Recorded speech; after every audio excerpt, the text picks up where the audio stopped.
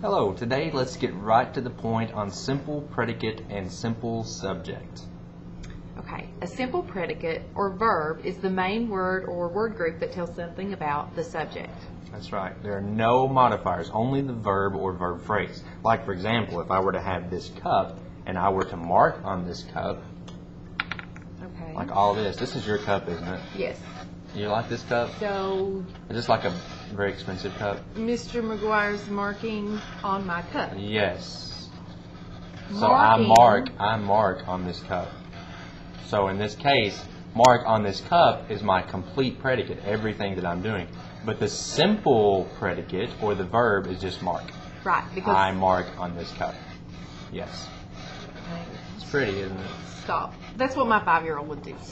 Stop Right. already. That marker. Whew, It's really strong. stinks. This marker is strong. Predicate is Is strong. strong. But simple predicate Is. is. Is.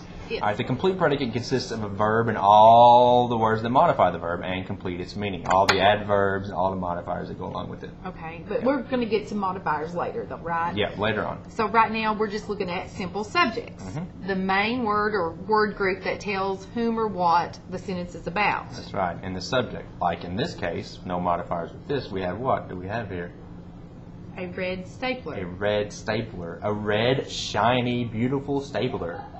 But if we're talking about simple subject and leaving off all the modifiers, we're just talking about a stapler. Just a stapler. Yes. So not a red, shiny stapler, just a stapler. The simple subject. So the complete subject consists of all the words that tell whom or what the sentence is about. Like the red stapler staples papers. The beautiful shiny stapler staples papers. Papers. That is the complete subject. Right. Yeah. So let's look at the sample on our guided practice sheet.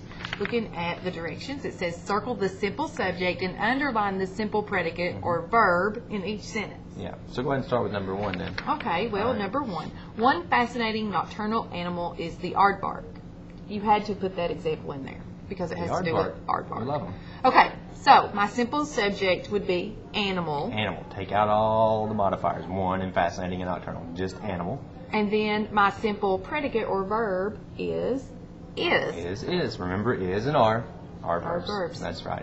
If you look at number 2, our trip took us through misty mountains and shady green forests. So for number 2, we're looking at the simple subject. It's trip. All the modifiers are taken out. We're talking about the trip. So trip would be circled. And then our simple predicate or verb is took. Trip, took. And everything else just helps and goes along with that. Right. Number 3, we arrived at our destination before late afternoon. Subject, we. And then what did we do? Arrived. That would be our simple predicate. Yeah, so simple subject, we, simple predicate, arrived. Yes. That's right. Now, Very you get the hard one. That's right. Let's look at number 4, the hard one. Have you ever breathed air as pure as country air? And it's in a question form. So we're looking for the subject, simple subject, and the simple predicate. Now for me, to make it easier, I like to make my questions into statements. So if I were going to keep the information in there, you can make it into a statement and say, you have breathed air as pure as country air, if it makes it easier for you. But nonetheless, our subject in the sentence is you, so you should be circled. And in this case, we have a verb phrase, which we're going to talk about tomorrow, which is a little more difficult, but we'll get there. Our verb phrase is have breathed. So you're going to circle you and underline have breathed. That's our verb phrase. Because you can't just say you breathed air. Well, you could. Yeah, but have as the past tense part. You have breathed. Air is pure as country air.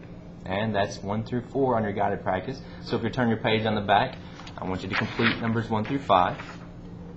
And we want you to complete numbers 1 through 5 for today. For today. That's right. OMG. Have a great day. OMG.